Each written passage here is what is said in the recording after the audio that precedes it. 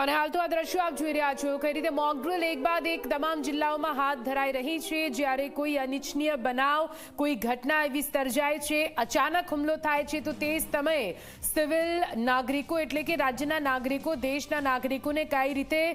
તમામ પરિસ્થિતિમાં ગભરાયા વગર પરિસ્થિતિનો સામનો કરવો તેની ટ્રેનિંગ આપવા માટે આ ખાસ મોક ડ્રિલનું આયોજન કરવામાં આવ્યું છે। સાયરન વાગવાની શરૂઆત થઈ ચૂકી છે અને આ સાયરન વાગે છે તેની સાથે જ તમામ લોકોએ એલર્ટ થઈ જવાનું, કઈ રીતે સાયરન વાગતાની સાથે કઈ રીતે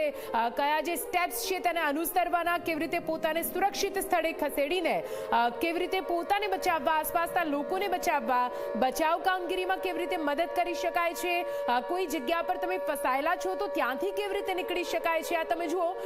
જો તમે કોઈ બિલ્ડિંગ પર ફસાયેલા છો અને આ પ્રકારે તમને કોઈ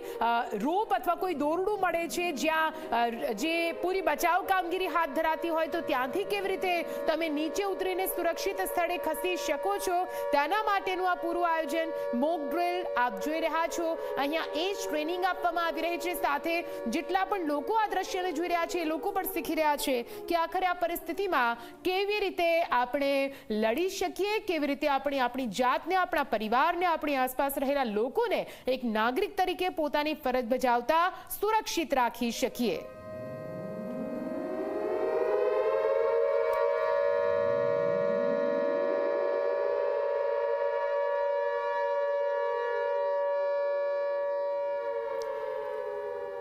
તો પૂરા ભારતમાં 300 જેટલી જગ્યા પર આ રીતે મોક ડ્રિલનું આયોજન કરવામાં આવ્યું છે। તેમાં રાજ્યમાં પણ અલગ અલગ જિલ્લામાં આ જ રીતે મોક ડ્રિલનું આયોજન કરવામાં આવ્યું છે। વડોદરા, અમદાવાદ, સુરત જેવા તમામ મહાનગરોમાં અત્યારે મોક ડ્રિલ આયોજિત કરવામાં આવ્યું છે। વહીવટી તંત્રથી લઈને તમામ લોકો અહીંયા ઉપસ્થિત છે, સાથે નાગરિકો પણ અહીંયા ઉપસ્થિત છે। રાહત બચાવ કાર્ય કેવી રીતે ચલાવવું અને કેવી રીતે મોક ડ્રિલ એટલે કે કોઈ પણ એવી ઘટના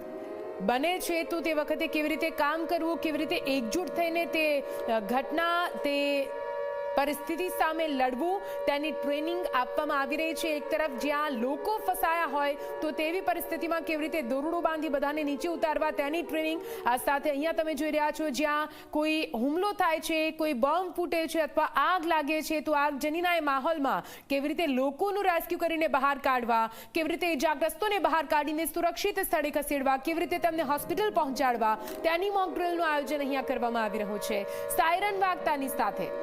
સાયરન વાગતાની સાથે તમામ લોકોએ કેવી રીતે, તમામ નાગરિકોએ કેવી રીતે બિહેવ કરવાનું છે તેની પણ ટ્રેનિંગ અહીં આપવામાં આવી રહી છે। 2 સાયરન વાગતા હોય છે। પહેલું સાયરન જે એલર્ટ માટે હોય છે, એ સાયરન વાગતાની સાથે એલર્ટ મોડમાં તમામ લોકોએ આવી જવાનું છે અને પોતાની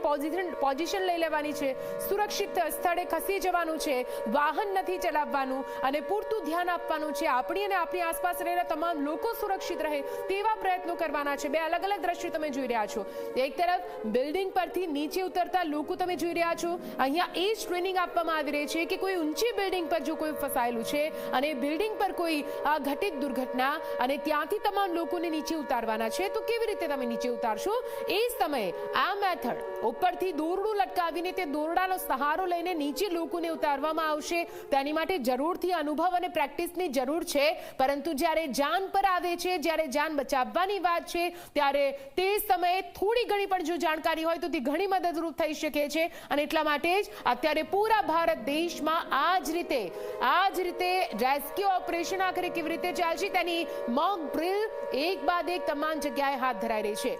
એક તરફ તમે વિઝ્યુઅલ જોઈ રહ્યા છો જ્યાં બિલ્ડિંગ પર ફસાયેલા લોકો, બીજી તરફ તમે વિઝ્યુઅલ જોઈ રહ્યા છો કે જ્યાં